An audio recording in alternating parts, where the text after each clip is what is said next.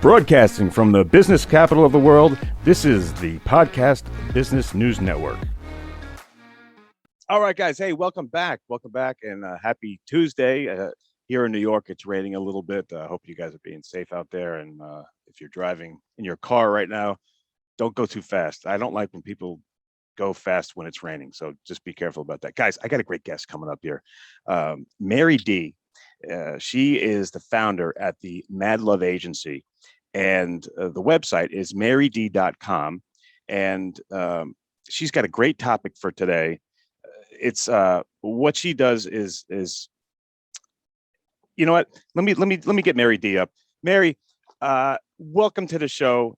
And I think you do a 10 times better job than me describing what the MADLOVE agency is. And by the way, so nice to see you. And thank you for being here.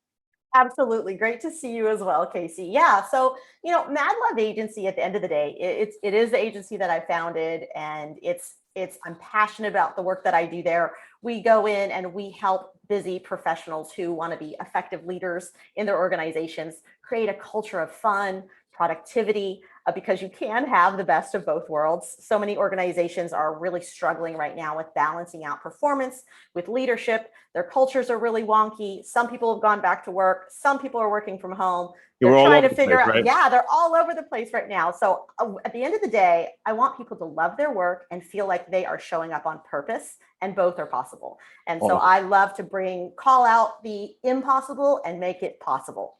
Awesome, Mary. So now the people, will you deal with like the head of sales, or will you deal with the CEO or department heads?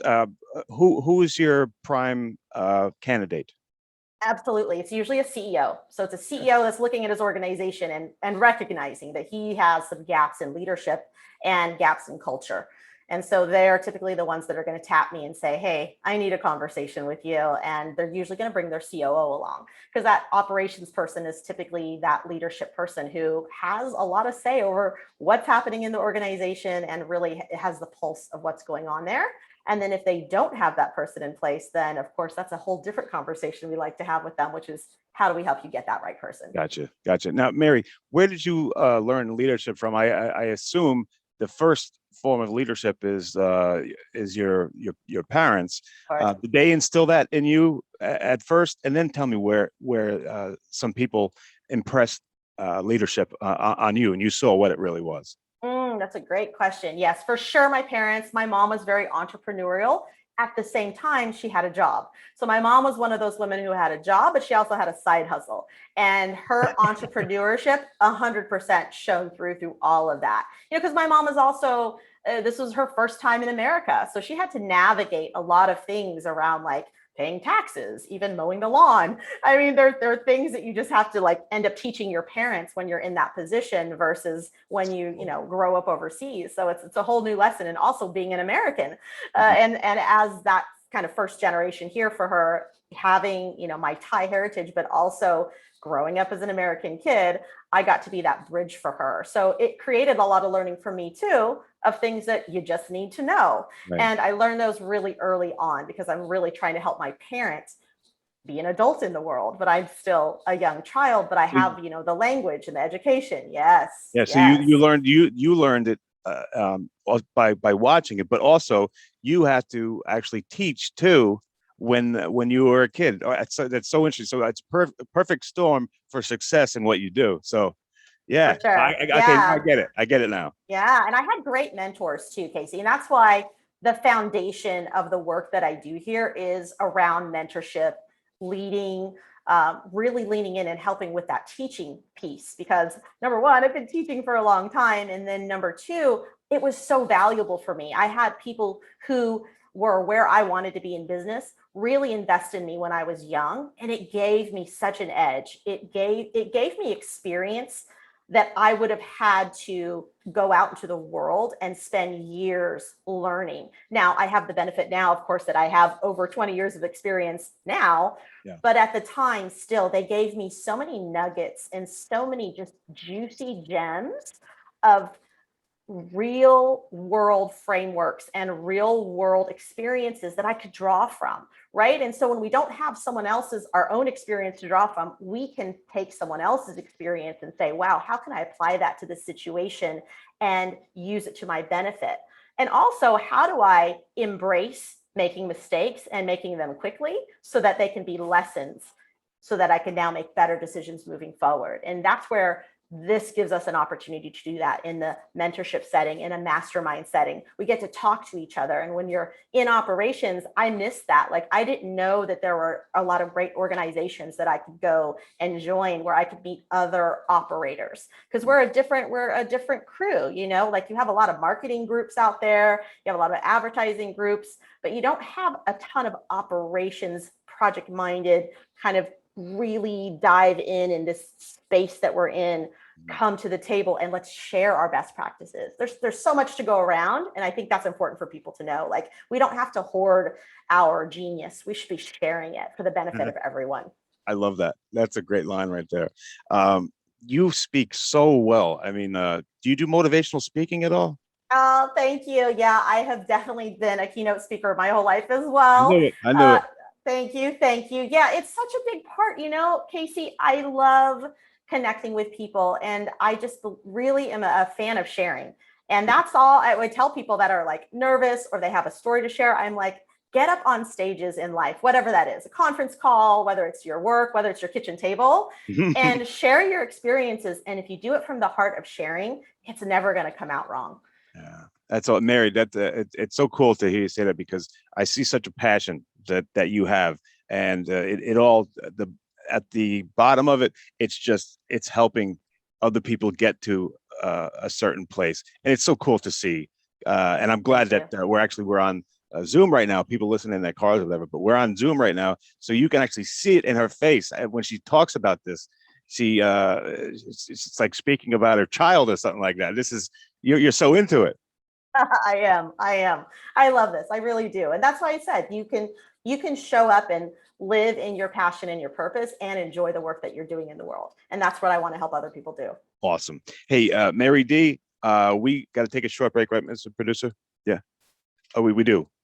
Yes. Okay. We got to take a short break, Mary. When I come back, I'm going to get to Diane, Phyllis, Jacob, all you guys from last week or the other week when I didn't get to you. We said we were gonna, right? And Mary wanted to definitely address those. She didn't want anybody to feel that they weren't being answered. So, Mary, let me take this quick break and we'll be right back, okay?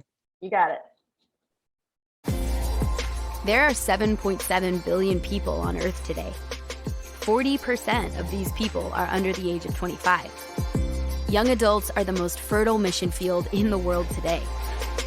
In Scripture, we see Jesus pouring his life into 12 young adults who he equipped to change the world and all of history.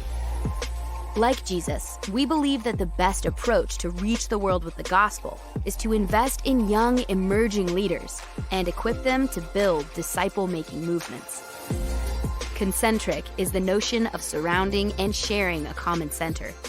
Our center is the model and strategy of Jesus for both leadership development and ministry formation. As a global alliance, we provide equipping in biblical leadership based on Jesus' example in the New Testament. Jesus modeled for us how to make disciples that reproduce. Focusing on leadership development is key to creating movements that spread the gospel and Jesus' disciple-making strategy to young leaders around the globe. Our ministry alliance partners are actively equipping leaders and building movements of multiplication that reproduce the life of Christ. Join us today to equip young leaders with Jesus' strategy that will change cities and nations.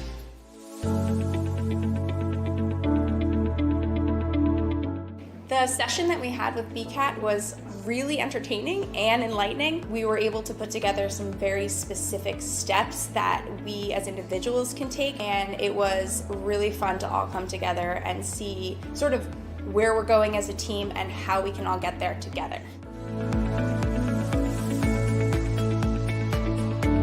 We had a tremendous experience with the BCAT partners. One of the challenges that we have as an organization is to make sure that we have the right people in the right chairs doing the right thing. To do that well, you have to have synergy. You can try to dream up ways to make sure that your group does that, or you can rely on experts. We would recommend BCAT partners to anybody who's looking to take their organization to the next level.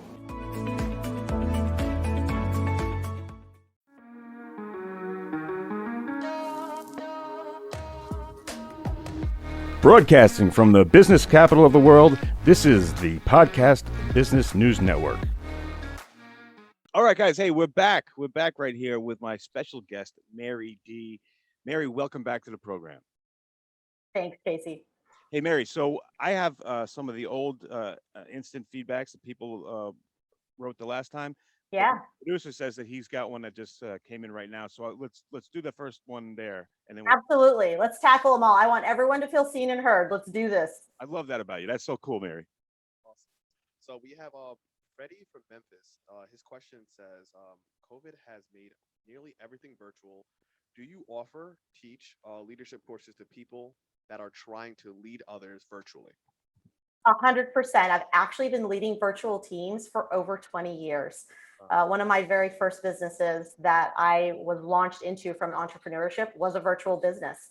And then we ended up opening an office. So we had a hybrid model. So I'm very familiar with that.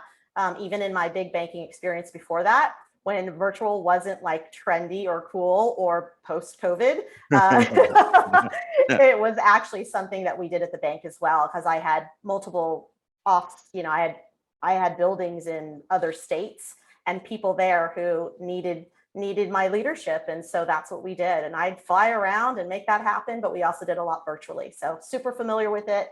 And I actually think it's a really beautiful model because you get the best talent that way. You get your local talent that you might need for your local area, but you also can reach out into the world and grab some amazing talent that just might not live in your neighborhood, but can still serve your business in such a beautiful way. Well, I never thought of it that way, Mary. I mean, by the way, for that, what was the person's name? Who was it? Freddie. Hey, Freddie, go to Mary D. It's marydee.com. Go on there and check out the website. But Mary, I never thought of it that way. Where of course, I'm a ex-jock. I think of it like as a wrestling tournament. There's people in Pennsylvania that are good and people in New York that are good. But now you get to California, and the best meet the best, and that's what your model is. That's right. I mean, can you imagine if you were a Dallas Cowboy, if you only recruited from Dallas schools only, what would happen? Like there's all this amazing talent. So think about when time comes and we're taking first round picks, right? You're not necessarily picking kids that are just from your local town or even your state. You're going to say, hey, I want the best of the best. They might be somewhere across the country. Can you romance them enough to bring them over to your team, knowing that they're going to be in your state, playing and representing? So it applies. It applies pretty much across the board. And you were doing this 20 years ago before like everyone, was forced into learning how to do it. But you were doing this 20 years ago? Yeah, before it was cool. That's why when COVID hit, I kind of laughed and I was like, well, I'm actually really used to working from home. So I've been doing this. Yeah, my commute is still, 10 steps outside my door. No problem. So cool. Guys, I'm speaking with Mary D. She is the founder at the MADLOVE agency. You guys can get more information if you go to marydee.com. That's DEE, marydee.com. All right, Mary, let's get these people attended to. Diane, Melbourne. How can I heal or treat my unconscious mind? I don't know, Diane. I don't know. Great question. I just read them. I love it. Diane's asking a really good question. So Diane, number one, that tells me that you're already super aware. You're super aware that you have some stuff going on in your mind that isn't necessarily a list of things that or are super aware of that you need to work on. And so that's sort of a roundabout confusing sentence. And I'm going to break that down for everyone in layman's terms so you can all join in and understand what we're talking about. So there are things called attachment styles. And I'm going to take you back. Okay. So for example, like my mom was super nurturing and she always was like putting her hands on me. I was a baby that was swaddled and held and just really loved. And so it created for me in my early years a sense of security, right? So I feel secure. Unfortunately, there are times where babies are born and the mother might be going through her own postpartum depression, or she might have passed away during childbirth. And so you get this baby who is now, of course, goes to a nurse who puts them in a little crib and puts a little blanket on them, and they get held periodically, but you're now dealing with lots of babies in the nursery, and now this baby is going to have to go be adopted, or this baby has to be held by someone else in the household if the mom is really struggling. So you have a child who is not overly held and nurtured, and they may not feel that same sense of security. And although I'm giving you that physical example of security, in our early years when we are developing, that is actually a time where we should be held and swaddled, because that security physically actually does create security for us emotionally. So this is where a lot of disconnects happen. And some people are walking around in the world realizing that maybe their childhood wasn't that nurturing place that gives them that sense of security inside. And this is often where you see some of the lack of confidence, or you see just some of the pain people may carry around, being held, or even being close to people, or trusting. And so you have these different things that become unconscious because you don't realize that that's what happened. Most of us don't remember what we were doing as a 1-year-old, right? Or coming out of the tunnel into this world. I got you, Mary. So it's recognizing that. And so that's the first step, is we have to realize, like, sometimes there are these things that our mind remembers and that are stuffed back there in the corners, because also the painful things, our body likes to try, our mind likes to help us remove, right? Our brain is here to keep us from pain. And that's why it gives us signals if there's something that feels not good. Is that inner, the thing you feel in your gut, kind of? Is that kind of what you're talking about? For sure. And that's why you see people with different levels of anxiety, right? Why can one person hop on a roller coaster and go, no problem, I got this? And the other person is like totally freaked out. They're like, I cannot imagine doing that in 100 years, because what if I fall out? Right. So they have all this conversation happening in their mind. What if I fall out? What if it goes too fast? What if it comes off the rails? Whereas you have this other person who's like, I'm going to feel really secure in this. And like, no, I'm going to go for it because I've ridden a roller coaster before. And I know that every time I get on, I'm safe. And so I'm going to take, a calculated level of risk. Right. For the most part, I feel confident that roller coaster is going to have fun. It's going to do what it needs to do. And I'm going to get off that ride. Right. And this is where you just have the ways of thinking. We all think differently. So how do we get in there and say, what beliefs do I hold right now, whether I was taught them, whether I decided on them myself? How do I take those things I believe are absolute? Like, for example, if I think getting on a roller coaster is going to kill me, how do I say, is that a limiting belief? Because, and you can ask yourself a few questions, like, do other people get on roller coasters and live? Yes. Do I know people who have gotten on roller coasters and died? I don't know anyone personally. I know it's happened. It can happen. It's certainly a possibility. But now I have to weigh that risk out and say, what's really, like, for me, what do I think that's going to lead to? And we have to make some decisions around that. And so this is where we start to ask ourselves really good questions about what we are believing, so we can challenge them a little bit and figure out if those beliefs are actually limiting us to move to the next phase, or to move on to things that could be bigger and better and greater. Wow, so thought out. What a great answer. Thank you for that. That's pretty impressive. Hey, Diane, I think for you to write that question and to get that response, I think that's a home run right there. Mr. Producer, did you say you had one? You got a new one coming in, so we'll trade off? Yes, I did have another question. We have Brad from LA. He asks, as a leader, is pride important? Ooh. Is pride important? So I love the word pride, because I think that we all have to define for ourselves what pride means. right? There's the negative connotation of pride of like, oh, that guy's so prideful, right? Like he's super boastful, he puts himself on a pedestal and everyone else is, second best. Right. He's the one, he's got all this pride. Mhm. And then you have pride of, when I think of, for example, like a parent, they're watching their child win an award or score a touchdown. They're like, well, there's a lot of pride because like, that's my kid. My Right. kid is winning in the world. That's pretty cool. And yeah, and I love the pride of being able to look at someone and go, wow, they're doing something amazing in the world. Wow, this is really going well. Wow, they're winning. Yes, like more people should win in the world.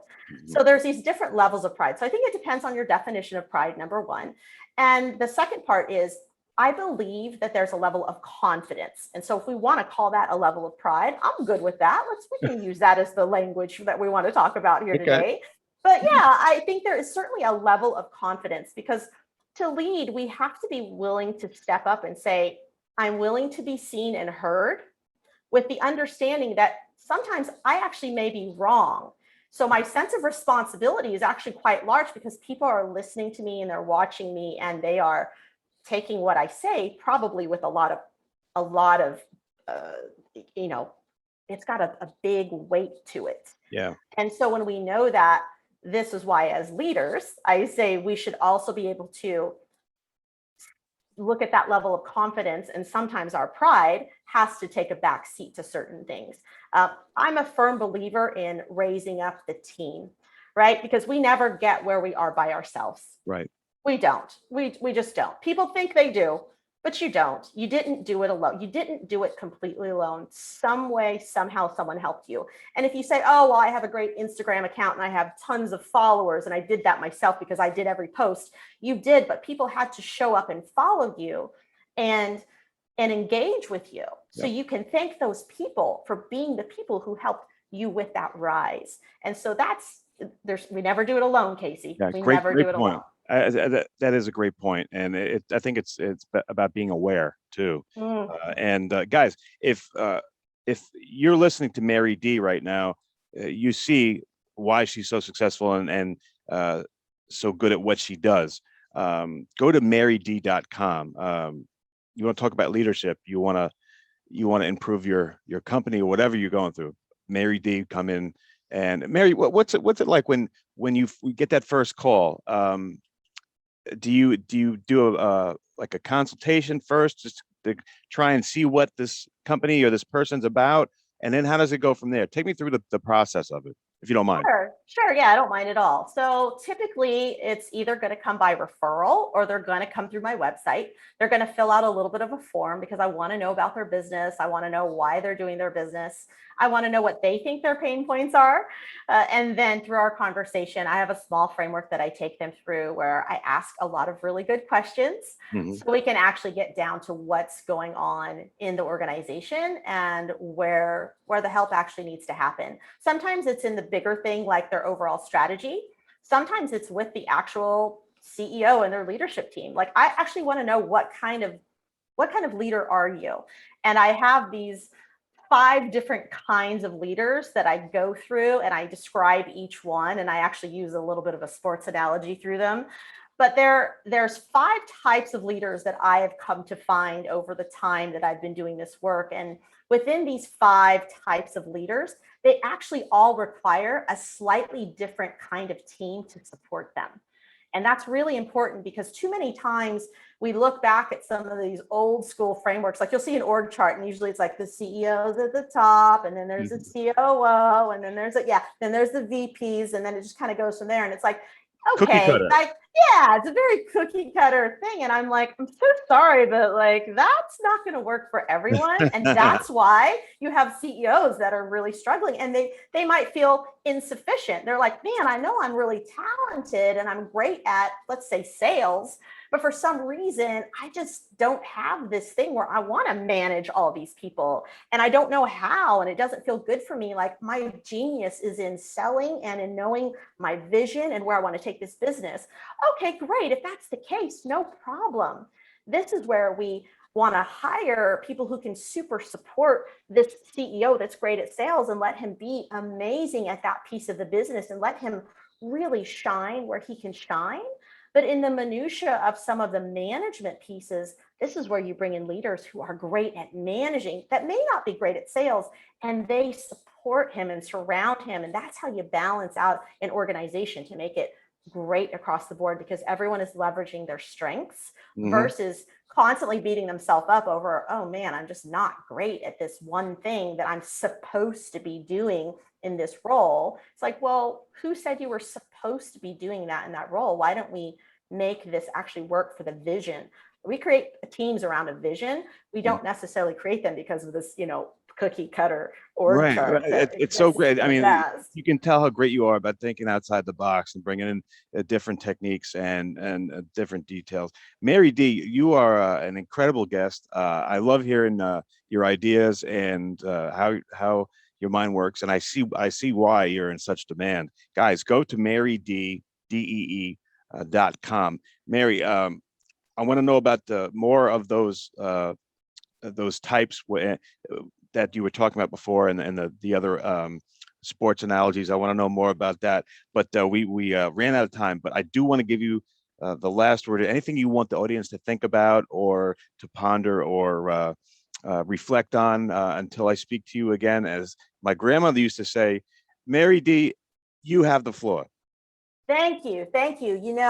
As we are kicking off this Just Eat the Cake podcast, what I actually want to know from people is, what do you wish you had known when you were 20 that you know now, right? Or the other way I'll frame it is, what do you know now that you wish you had known when you were 20, before you went out into the world and had work and relationships and careers and issues and success? Like, share all the things. Like, those are the questions I actually want people to write in and call in and ask us, so that we can talk about them, because there is a beautiful way we can round that out and bring this home in terms of rounding out life. Because again, I want people to love their work, but I also want them to build amazing cultures in their business. And we do that by answering some of these questions, because our life is holistic.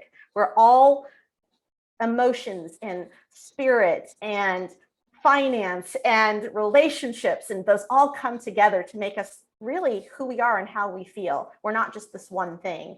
So how do we answer that question for the world? And I want to hear from everyone else, their answers on that, so that we can bring them a lot of value. Mary, you're such a great guest. I mean, I can ask you so many things. That's why we didn't even get to a lot of the things that we were supposed to get to, but we will next time. Guys, Mary D, go to marydee.com. Mary, you're an awesome guest. Thank you so much. And I'm sorry if I didn't get to, I still have it printed out, so I will get to you next time. But for Mary D, Casey, I'll be right back. Thank you.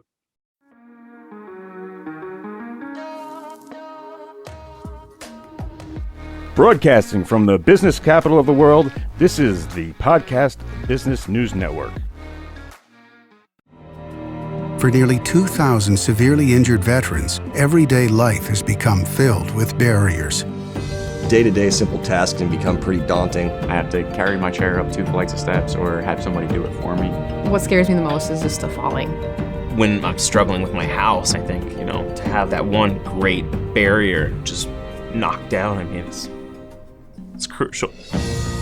Home for Our Troops is a wonderful nonprofit that builds a mortgage-free, fully adaptive, handicap-accessible house. And there's no catch. It'll be our very first home that we've ever owned. This is a game changer. This is where your life begins again.